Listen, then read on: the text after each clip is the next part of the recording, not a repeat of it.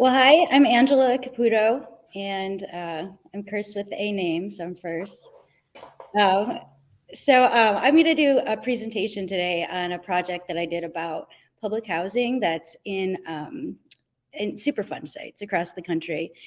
And I'm just first going to say that I'm praying that my dog doesn't start barking. If they do, I'll hit the mute button, try to quiet them down, and come back. So I'm going to share my screen with you. My story started in Chicago, and this is in 2016. I don't know if you all remember, but it was discovered that this large apartment complex in East Chicago, Indiana, where it was family housing, so there were a lot of children for many decades, was built on top of a lead smelter. And so the pollution, or the soil, was contaminated with lead, and there were many warning signs over the years from lead screening, but it was somehow missed. And so this, to me, really captured my attention back at this point. And I looked nationally at that point, and I saw that there were hundreds of sites, but at the Tribune, we're very locally focused. And so it was just one of those curiosities that I always had to try to figure out where are these sites around the country. And one thing that I learned when I was at the Tribune, probably this was my biggest contribution to reporting on this, was that over all of these years that this site was, let me see if I can zoom in on the legend really quickly. Over all of these years, like decades, that this site was investigated by the EPA, this is the public housing complex, this is the school next door, and the smelter was over here. And these are soil samples, and so they're by the decades. I believe that the red ones were from the 80s. I can't remember the other, but you see, like, this was the EPA soil sampling. And it was like suspicious to me. This is the smelter. So there's a pile of dust that's being blown over here in the years. They knew that there was contamination in the water, which is probably why they did this early sample here, but they mostly tested around the site at the time. And so I thought, wow, isn't that convenient that nobody ever did any soil testing at the public housing site? So years later, I'm at APM Reports, which is a national investigative unit within American Public Media, which is in the public radio ecosystem. Like I said, I was always curious about this. And so, I was just, on the side gathering information. And I knew that there was this memorandum of understanding that was entered into between HUD and the EPA. And this was triggered by the East Chicago situation. And it was creating a body that would look at this, doing some data analysis, looking at, how this looked across the country. And so this, for me, was really important. This entire project was a FOIA project because the public data from the government was just unreliable. And I knew that. It was still relevant and important to get, but I knew that I couldn't quantify anything based on this data because it just would not be accurate. But I took all of these clues of what they were supposed to do from this memorandum of understanding, and I crafted a FOIA for the data analysis, for the meeting minutes from this committee that was going to make communication between the offices. And so I got like this nice little package of stuff from the EPA, and HUD never responded to anything, which is not surprising. And it's actually HUD's data that's terrible. It's so bad, and I knew I couldn't use it because the Office of Inspector General has like written reports about how bad it is. It's just outdated, it's incomplete. But so I got this. So I started with my FOIA. So how did I do that? I found just a data table on the HUD site that was a contact list for all public housing agencies. And then I used the data that I had, and I joined on a unique ID. It's not in here now. I joined on the HUD ID, and then I brought in the EPA ID from this, the Superfund that it's in close proximity to. But the stuff that I got from the HUD list was the participant name, the executive director's email. I populated this because I wanted to do a mail merge, so I figured out which state they were in, and then I tracked when I sent that, when I needed to contact it, when it was done, their response. So I just kept everything in this one Google sheet, all of my, from FOIA to collecting the information. Hey, Angela, sorry, real quick. I don't think we can see if you have a PowerPoint. It's your Tribune story that we can see. Oh, shoot. Okay, wait. Yeah, We've sure. missed like many slides. I'm sorry. Yeah, no problem. There's the screen share button at the bottom. If you unshare and then reshare, you can pick which screen to share. Yeah, okay. Cool. So let me just go back really quickly and show you that I think this was my most significant ad. I thought you all were looking at this. But this is the soil testing over the years. This is the public housing development. This is the school. This is the factory. The smelter was on the property over here. And over the decades, they did some soil sampling as they investigated making this a Superfund site. But the only soil sampling for the public housing was like over in this far corner. And that's what I thought was convenient. I thought, this is sus. So then later, there's this memorandum of understanding that's between HUD and the EPA. And I mined this for clues about what I should FOIA. So I specifically asked for things that they were required to do under this memorandum of understanding. And then I made a table because I knew that the HUD stuff was just HUD EPA FOIA was just a jumping off point. What I needed to do was figure out who knew what at each particular site. And so I chose 200 public housing agencies across the country that I wanted to FOIA. And I specifically knew which properties were there based on the FOIA response that I got from the EPA. I knew the name of the housing development and which Superfund it was associated with. So I was able to put like the actual public housing number in there, which was really helpful. So I said, I found this table, I created executive director email, the public records law, the name of the housing authority, and then I tracked sending this to them like for FOIA correspondence because it was 200 public housing authorities, which was like a lot for one person to keep up with. And what I did in my FOIA was, oh shit, I again did the wrong thing and did not switch slides. I'm sorry, guys, I'm an idiot. So this was my FOIA. I'm keeping everything organized in this Google sheet. Let me move to the next one.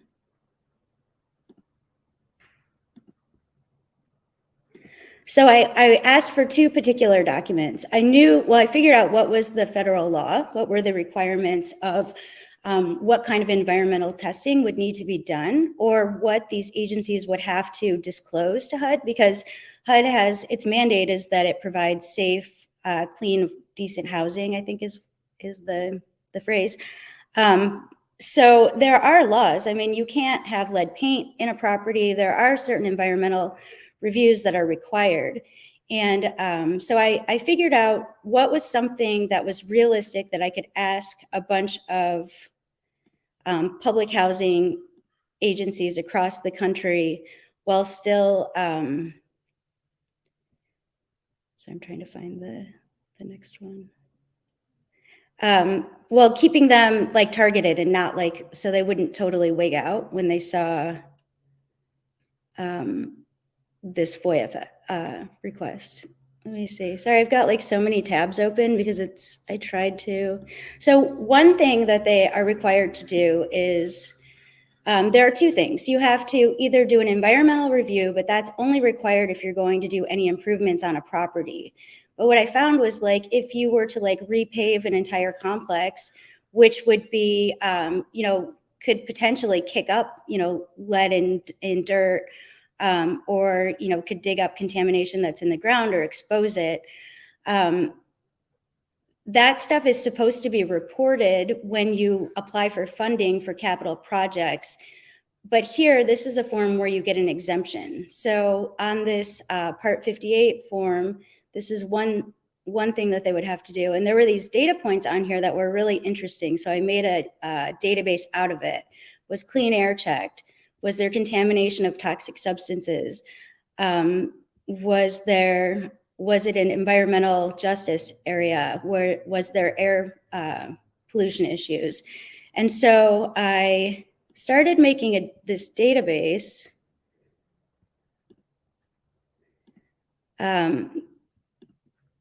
as I collected this document. And I lined up, the Public Housing Authority, the site name. There was some EPA data where the human exposure was controlled or not controlled, how close it was to the Superfund site. And so I started looking at, had the housing been redeveloped? What was the source? But the important stuff that I found was on this Part 58 stuff, I just put it in the spreadsheet. Did I get one? Was it a toxic site? Was clean air checked off? Was it environmental justice? And I did this FOIA in an either or fashion. And I said, if you've done work on a property and there was an environmental review, then give me the environmental review. And if not, give me the Part 58 report, because that would show an exemption to having to do the environmental review, if that makes sense. And then if I got an environmental review, I marked it in here, like, was it true? Was there a phase 1 report? Was there a phase 2 report? I just linked to the document so I could keep them all in one place. Prior use of the land, did they find contamination? What was it? Was it above the threshold for cleanup? So here I was able to come up with some fairly authoritative conclusions that no one had come up with, because this HUD doesn't track it, EPA doesn't track it, and it's nobody really had pieced it together to know who knew what. So what I ended up with was this story for APM reports that I did with, I did actually in partnership with The Intercept, because we figured out that we were both working on the same project at the same time. And so we decided that we would work together on it. And that was an interesting collaboration. My partner ended up leaving the project, but I just kept the door open. And so she came back to it and I just kept it going. But we did this project and we found the sites across the country. One of them, and then we had to figure out what to zero in on, which was kind of impossible, right? It's like finding a needle in a haystack. You're collecting all of these documents and that there could be problems in all of these sites. And so I continued to FOIA. Once I narrowed in on a few specific sites, then I FOIA'd the EPA for a ton of documents, like what soil testing had been done beyond just what I'd gotten from the Public Housing Agency. And I settled in Birmingham, Alabama, and in Bunker Hill, between Iowa and Wyoming. And let's see, let me toggle to my next story, or my next slide. Give me one sec. So in this place, it was just such a rich story, because these folks in in North Birmingham, they had been living for many decades with it. And the woman, Jerica Hammond, whose image you see, her grandparents lived there, her parents lived there. And so it was, she really told a rich story of that community. I can show you a picture. So here this is an example of what a terrible site looks like. This is one set of public housing. This is another set of public housing development. And this is a coke refinery. This whole thing is industry, a metal refinery, a foundry. And so what happened with a lot of this public housing land, it was there was a mid-century construction boom. It was for post-war soldiers. It was to replace slum housing across the country. And communities gave up, this land that had become obsolete as industry changed in the area.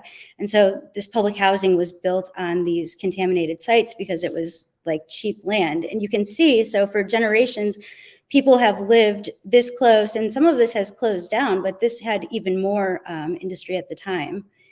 And then up in Bunker Hill, it was interesting to like write a story about people from different parts of the country with totally different issues. But with Bunker Hill, I was told that it was cleaned up, by officials there. And, they were, confident that everything was cleaned up, and the lead testing was like so minuscule that there were no results in this place that is clearly one of the most contaminated sites in the country. I found in the EPA records of their meetings that they'd had that they discussed this site. Everybody knew that this was a hazardous site, but it was like total denial. And this guy, Floyd, and his son, his 4-year-old son, doesn't speak. He still does not speak. He's severely lead poisoned, like a lot of people in this community. And so how did we prove this? We got documents, but then we also did lead testing. We did lead dust testing, and I hired a HUD organizer, and I hired a local environmental activist. So these were two people who didn't work together, and they were sort of, a check on each other. And I gave them a methodology from the EPA on lead dust testing. I bought all of the equipment from a lab, and then I took it to a lab and had it screened, and there was lead in all of these apartments. So we were able to prove that they were contaminated, which is something that HUD had denied. Let me see. I think I'm sort of at the end. I don't know if I have any more tabs. That's it. So that's how I did that story. And yeah, it was a hell of a project. I mean, 200 FOIAs was a lot for one person to keep on top of, not to mention all of the additional FOIAs. But I found such rich stuff. I found this one site where in the, where was it? I can't even remember which state. But the Atlantic Richfield sent a letter to the Public Housing Authority. They knew that there was lead in this community, including on a playground, for a decade, but it was under local control, and so it didn't meet the federal threshold for cleanup, so they left it. And then finally it came under federal control. They had to clean it up because the EPA said, now you have to clean it up. And Atlantic Richfield offered, I got a document, they offered $1,000 to the Public Housing Authority to never sue over it. I mean, it's just insane, and the director of the housing authority, she grew up in the community, and she's like, well, we've just always lived in a, contaminated place, so we never thought much of it. So it kind of took an outsider coming in and saying this is nuts, to even really be aware. She didn't even know that she was operating public housing. She didn't connect it, which is just blows your mind. But okay, I'll stop and turn it over to my next person. Thanks, Angela. That was really fascinating. That story was so impressive and massive, and yeah, it's amazing to see the behind the scenes of it. So I will talk a little bit about a process that anyone can undertake to try to challenge redactions. When you get back some records through FOIA that are redacted. So let me see if I can get this PowerPoint on here.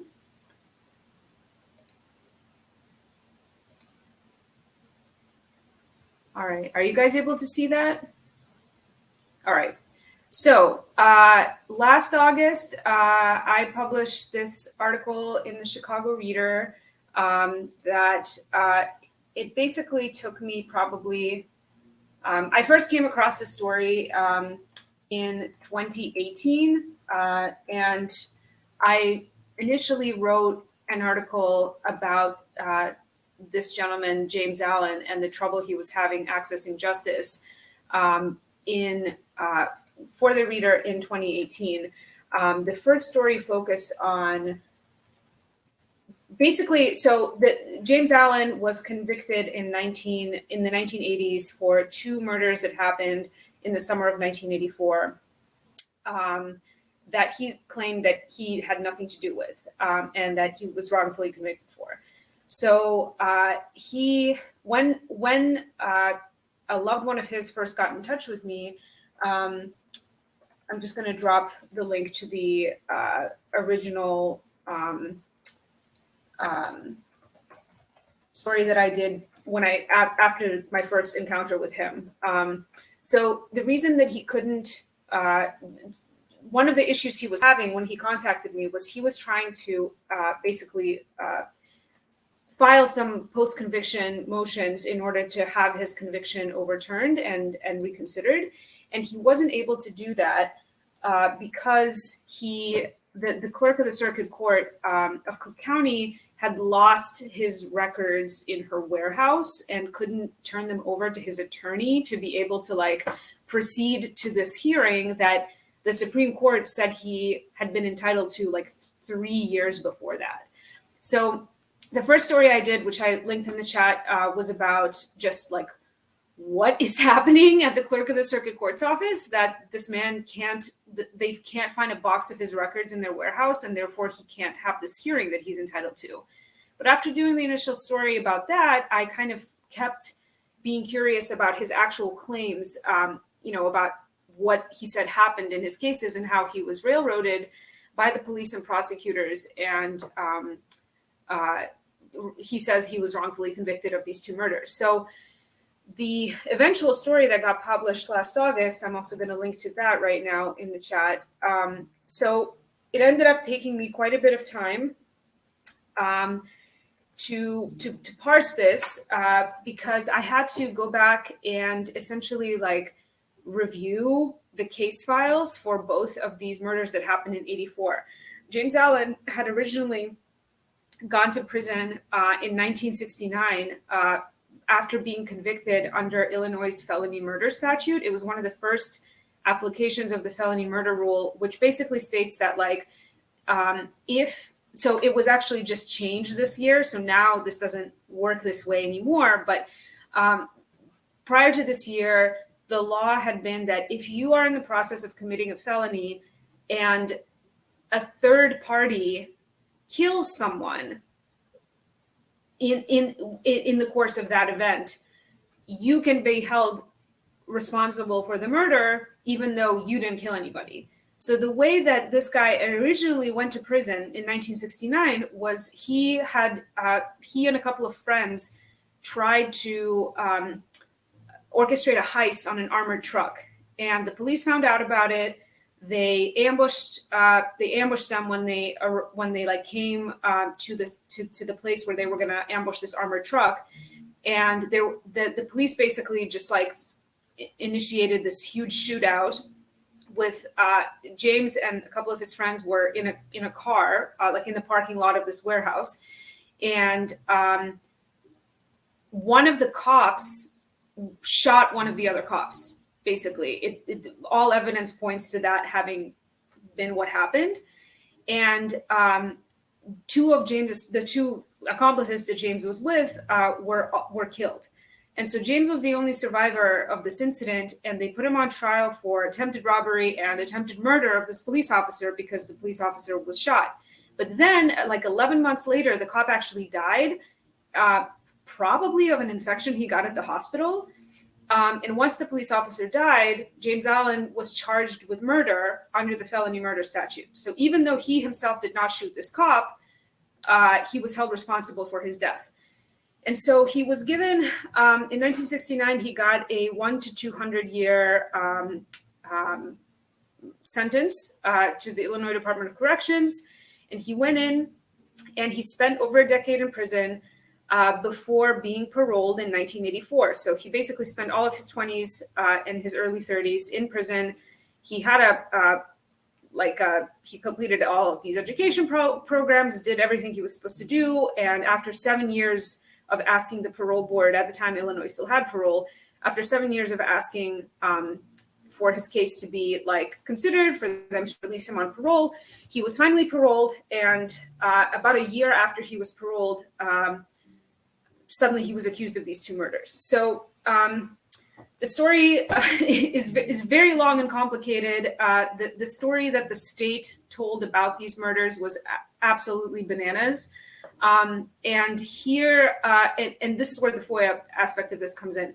So in order to reconstruct the kind of police narrative of the murders and to understand like how the investigation unrolled, I had to FOIA for old case files from the Chicago Police Department. And I have to give credit to one of James's friends who had actually been doing a lot of FOIAing on her own. She's not a journalist or a lawyer, but she had for years been helping him trying to like piece together the documents in this case. So she had actually filed a lot of these FOIAs in prior years. So when I went back and FOIA'd stuff, like I got things fairly quickly for a case this old, but because the police department had already like issued these records before, they had already had digitized versions of these old case files. So, you know, huge credit goes to her for kind of getting the ball rolling on this. But essentially, let me see if I can switch the slides here. You guys can see the change slide, right? Okay, so one of the case records I asked for included an original police investigative notes from when James was arrested for one of these murders. So these are part of what's called, there's different names for it in the police department. Sometimes, like there's a permanent retention file, which is like the kind of official record of the case. There's also street files, which are oftentimes like you don't get them back through FOIA unless you ask for them specifically. But these notes, these handwritten notes were the product of one of my FOIAs. And as you can see, these are actually 3 consecutive pages. So you have a page of just like chicken scratch, basically, then a page that's entirely redacted, and then a page with some more redactions. And the thing that was like astonishing to me was that, okay, so the first page, you've got the chicken scratch. I can read it. I can follow what it's saying. This is allegedly notes on a statement that James gave to the police after he was arrested. Now, down here on the bottom left, you have like I can show you with my cursor here. So down here on the bottom left, you have the signature of the officer who wrote down these notes, and her star number. That's usually what appears down here. So I understand this redaction down here. It's like they're keeping the signature of the officer, out of my view. But then the following page, which, once I read through this chicken scratch, I can tell that this is the continuation of the same notes, but the page is entirely blacked out. And then the following page is like, still more notes from the same, moment of a detective taking notes. So it didn't make sense to me why are these redactions happening? Usually what they can redact is like victims' information, personal identifying information, like social security numbers, driver's license numbers, signatures, that sort of thing. So this didn't make any sense to me. And so I have to give credit to Allison Flowers at the Invisible Institute, because she was the one that suggested this approach to me. And she hadn't tried it herself at the time, but she said that maybe this is something you can try. And so I crafted the following email to the FOIA officer in order to ask them to reconsider. So basically, I wrote to them that I'm writing back regarding my FOIA request, and I gave them the number of the request and when it was fulfilled. And I said that the return records include excessive redactions of information, yet failed to cite any specific provision of FOIA law under which the information would be exempt from disclosure, because they did not cite any. They didn't tell me why they were redacting this. I'm asking you to please review the excessive whole page redactions, and I would very much like to avoid a public access counsel review process, especially given the age of the case. So this part in yellow is like me kind of saber rattling that, like, let's not waste each other's time and go through this, PAC review process, because this is a case from 1984, So then I attached the PDF of the records they sent me, and I pointed out specific pages that I wanted them to revise their redactions. So, and I'm actually going to drop the text of this email in the chat as well if you guys find it useful. That way I can, you guys can just save this for future use if you want to as a model.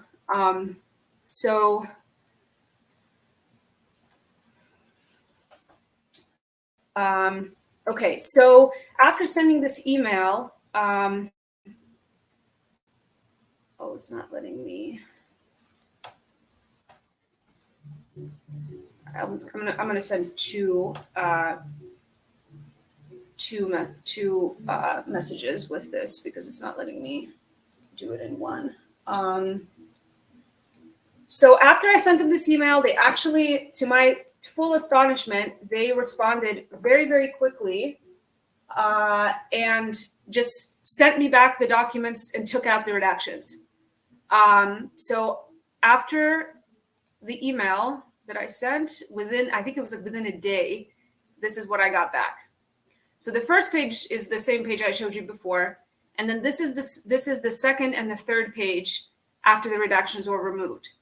So what they kept redacted, I mean, I honestly think that it was like the FOIA officers were like basically they probably could barely read this chicken scratch themselves, so they just like redacted to the best of their abilities, like people's names.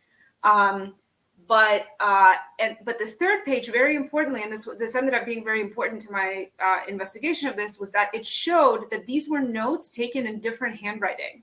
So at the top part, it's clearly not the same person. So whoever wrote the first and second page did not write these couple of paragraphs at the top of the third page here. And so this part and this part was written by a different hand, most likely, than this part and the previous two pages. So anyway, that's basically the story that I wanted to share with you guys. And anytime you get weird redactions, especially on old case files, like don't hesitate to try to just ask them to reconsider. Okay, I'm going to stop sharing my screen so Odette can share her story. Well, that was really interesting. I've never challenged a redaction, and it's good to know that you can now. So that's awesome. Hi, I'm Odette. I'm the domestic extremism reporter at NPR. And I'm going to share an investigation that I worked on with some colleagues at NPR that involved FOIA, but not actually that much FOIA, but it involved using data from like a number of different sources that sort of all were really helpful to, getting this whole thing put together. So let me share my screen.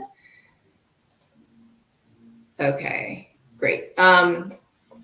So the investigation was this one, and I'll drop the link to it in the chat. But basically, I worked with a colleague at NPR and colleagues at WNYC Gothamist to look at the three largest police departments in the U.S. To see, if we could find any of them that were Oath Keepers. And if you're not familiar with the Oath Keepers, this is a group that was founded in 2009. It's considered by the Southern Poverty Law Center to be an anti-government extremist group. They place an emphasis particularly on recruiting current and former like military and police and other people that have tactical experience. They've been involved in a number of high-profile stories, like an armed standoff in 2014 against the federal government to assert an Oregon rancher's right to federal property. They've shown up armed at Black Lives Matter protests, and probably what many people have most recently heard about them, they were involved with, and many have been charged in relation to the January 6th riot at the Capitol. So this investigation was really spurred by a leak of data allegedly taken from hacking the Oath Keepers web servers in late September. but we relied on multiple sources to do it. So, we were starting with the leaked data, but we were also pulling in data from municipal data portals. And finally, we used information that we obtained through FOIA. And as you can imagine, I'm here in Chicago. I was focusing on the Chicago Police Department. So the hack, or the alleged hack, was made available to reporters through a journalism collaborative that's known as Distributed Denial of Secrets. And basically what they do is they're kind of like a clearinghouse for leaks. And when they have information to share with the wider public, they usually, put out a tweet saying, hey, we just have this dump now. Some of it's actually available to anybody. If you use the Tor web browser, you can go to the link where they keep the indices of the leaks that they have. Some of it's only available to journalists and researchers, and you have to just like email them to say, hey, I'm a journalist and can I have access to the Oath Keepers data? And they'll send you back the link. And this is what it looks like usually. Like, you get the link, you open it on your Tor browser, and you'll see there's just like a list of downloadable files. And really no other information. And so this was kind of an interesting experience for me because I hadn't really worked with leaked information before. I quickly found out that these kinds of data hacks and leaks are not my favorite. So this spreadsheet that you're seeing, which, is not like I've whited out some columns here to protect people's identities, but this was from the Oath Keepers leak. And it was a file known as, that was called aggregate members. And it had almost 40,000 rows of data in it. No way to get back to the source of this alleged hack. No headings for the columns. So I didn't always know what I was looking at.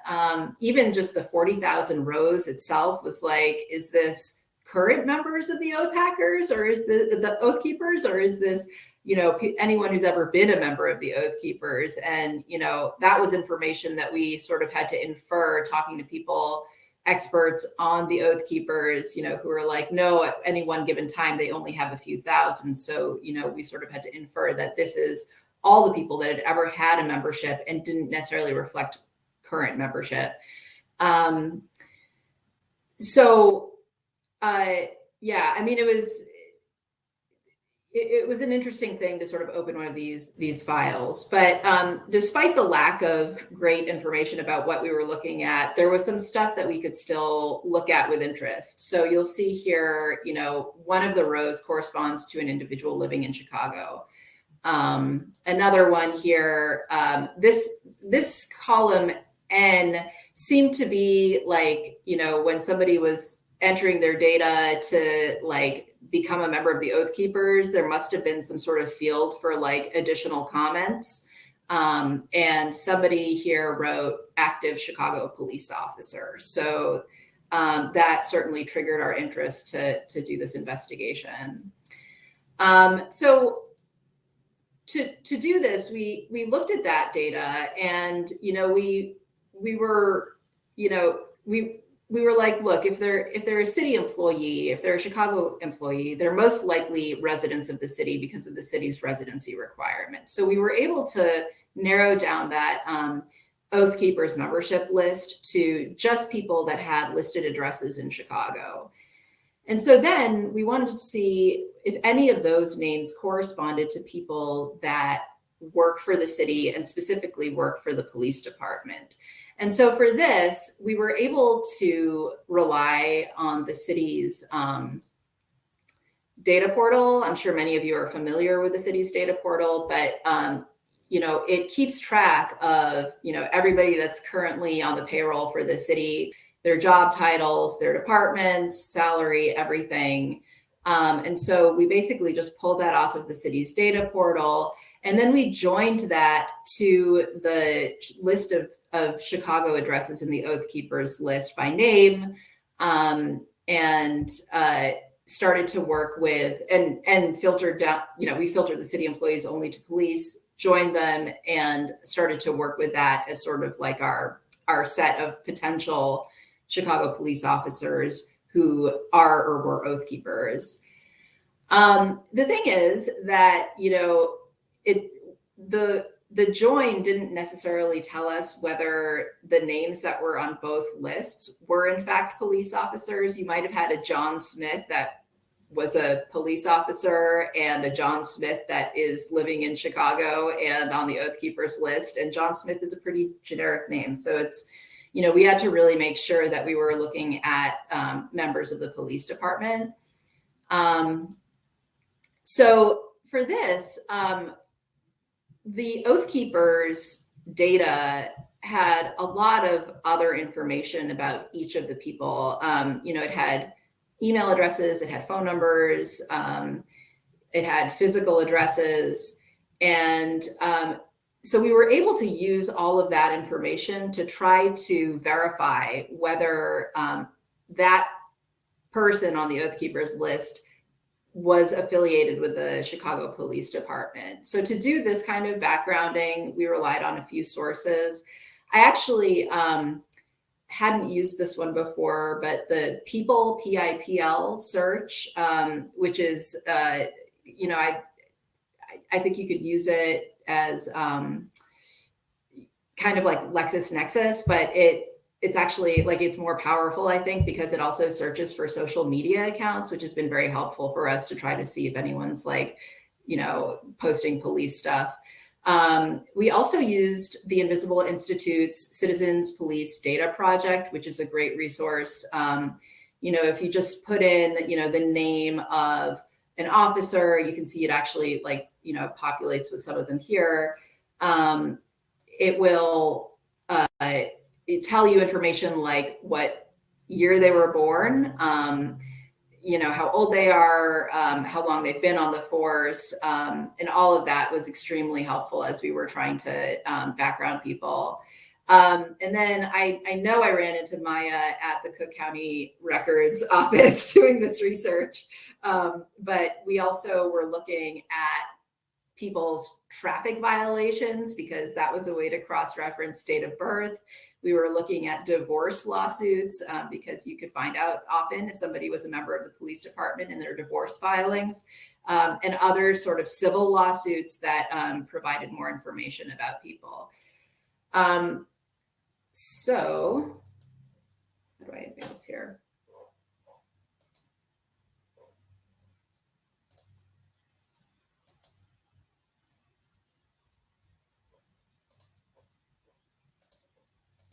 Here we go. Okay, so I'll give you a quick example. One of the names that showed up on the list was this one here, Philip Singto, address in Chicago, Illinois. And, this was a name that was also showing up as a member of the police department in the city's data portal. So I took the email address that had been listed in the Oath Keepers spreadsheet and plugged it into People. And it gave me this information. And helpfully, it included a LinkedIn account that might be associated with this person. Went to that LinkedIn page, and it says right off the top, police officer for 14 years. And then as I scroll down under accomplishments on the LinkedIn page, the first thing they list for organizations is Oath Keepers. So that was actually the clearest, sort of example that we were presented with for this whole investigation of somebody who, at least when they were on LinkedIn and updating accomplishments, they were a member of the Oath Keepers. Definitely a smoking gun. So we narrowed it down to probably like 16 people that we felt had a high likelihood that they were in fact police officers that were currently or formerly Oath Keepers. So the last step for us was we wanted to just make sure that these individuals are in fact current police officers. So they were listed on the city's data portal, but we just wanted to basically double check and make sure that they are currently, as of when we were going to publish the story, on the force. So we FOIA'd CPD. I asked for like more information than that. I asked if they're no longer on the force, why they left, date of hire, year of birth, current unit assignment, and current rank. And then the actual final step of this was to call each of these people and talk to them about it. And so, or get in touch with them whichever way we could. For that particular individual, none of the numbers and email addresses were getting a response from him. I sent him messages through LinkedIn as well. So we felt we made a good faith effort to really try to get a response to him. Interestingly, after the story published, I think his LinkedIn page was no longer publicly accessible. So so those were the questions we had. And just to sort of conclude, the things that really helped with this investigation was to document along the way, just as I mentioned, those screenshots of the LinkedIn profile were critical, to keep since that, LinkedIn profile was taken, or no longer publicly viewable after the story came out. We also found that there were other officers that we had screenshotted. One of them had an Oath Keeper's emblem and also a 3%ers emblem, among their Facebook photos, screenshot that. And then after I spoke to him, suddenly all of that was gone. And so, just keep the evidence as you go. And then, for us, it was, and I'm sure you all know this, but I used Evernote to stay organized. Whatever app works for you, just make sure you have a really easy way to access all the information in a way that you'll be able to find it again. So that's my presentation.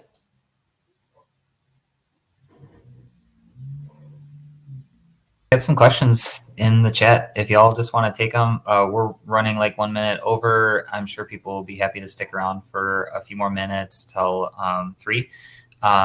Let's say, so feel free to dive into the comments and answer them as you see fit, if y'all would like. Angela, there were a few questions for you, I know, right? I think Don had one. Don asked, you had hundreds of potential sites and documents, how did you narrow in on one? And it was because it was my partner actually who really helped with this. And because Sharon Lerner, who is an environment, she covers the environment for The Intercept. She's an investigative reporter. She's been covering these kind of sites for a long time. And why we were so different and why we were such a great pair is I did all of this FOIA work. I had, gotten the data. I built the whole database and did most of the FOIA work. And then she had her style is to more do human-led stories. And so she was looking for those human narratives. And so that's how we settled on them. And also, that they were relevant, that they showed up in the data, that they were an example of sites that, for decades, everyone's known are contaminated, but very little has been done and people still live on the site.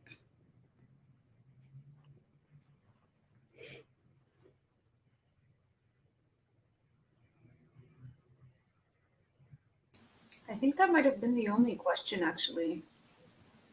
It looks like any questions? It looks like there was one from Chloe. Oh. Is there any advice for wording FOIAs to hopefully acquire internal/unofficial yet public documents like the letter you mentioned, Angela? Well, for that one, it was publicly available, that memorandum of understanding, but I mined that for information that they would have internally. And so that's how I wrote the FOIA. So I think the most important thing with FOIAs is to write an informed FOIA, to do research and then ask for something as specific as possible.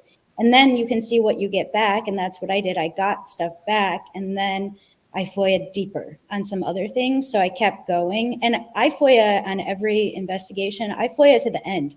I FOIA and don't even know if I'll get things back, but I just keep digging and digging and digging until I hit my deadline. I would just add that you have to just do a lot of research around the issue, and like, especially people who have been like lawyers or organizers and activists who've been working on a particular issue. They may know about internal documents and what they're called, that then, if you learn about that, you can specifically say that you also want that in your FOIA. I mean, when it comes to like police records, I didn't even know about this until I had spent already quite a bit of time on this investigation. But so one of the ways that so many people would get convicted on like really shoddy evidence or coerced confessions, or like with like, sketchy eyewitness identifications, is that the police would withhold evidence of alternative suspects from the defense lawyers in the cases. So the defense would go to trial not knowing that there were actually like other people the police interviewed, like other possible suspects. And there was actually a lot of litigation around this, maybe about 10 or 15 years ago, where they discovered these like quote unquote street files, which were like just tons and tons and tons of like literally filing cabinets that had been kept in the basements of these old police districts, where detectives kept all of these notes that they didn't put in the official permanent record file, that was then turned over to the state's attorney's office and turned over to the defense counsel once the cases would go to trial. So once I learned about that, like some of the people involved in litigating around this issue, they specifically told me that like when you FOIA, like make sure that you put that you're saying that you're looking for the permanent retention file and the street file. And it was actually in one of the street files, like records returned in the street file, that I saw that they were like, lo and behold, there were alternative suspects in this case. There were other people that the police had interviewed that they had suspected. And then there were just like the paper trail on those people completely drops off. So yeah, doing research about just like talking to people who know the agency more and know how they do business, that should help you figure out what things are called and what to ask for.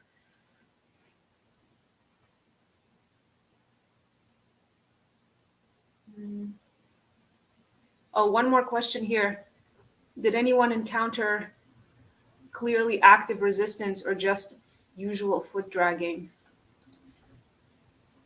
I don't think I've ever encountered anything but foot dragging. I mean, it's hard to tell what's active resistance and what isn't.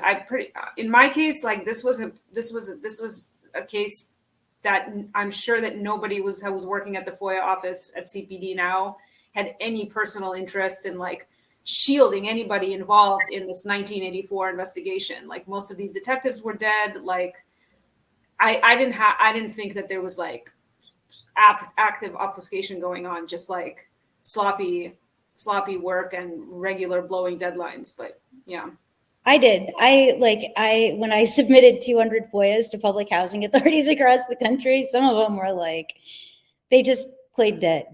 And so I had to, especially in the South, it was really hard to get stuff out of these like small agencies. And so I took them all the way to like, if there was a state board, I went to like the lawyer or the reporters committee, and I looked for state by state contacts around FOIA. I really fought them. I went toe to toe with each one of them, because if you give an inch, they'll take a mile. And that was like the key to me getting such a high response rate, is I treated every single authority as the only one in the world. And I did a lot of like follow-up. I would say, I think I sent like 4 rounds of emails, and I would like, you're weeding out people because you're getting responses. And then you start to do like these like sort of urgent FOIA non-compliance, and then they get a letter from like whatever the equivalent of the public access counselor is, or they say, oh, you can only see these records in person. So, or you don't live in the state, so I would have to find somebody else to FOIA it for me. So you just have to stay on them. And some I just cut bait with, you know, there were some that I didn't get anything and it was just like, okay, I need to move on now.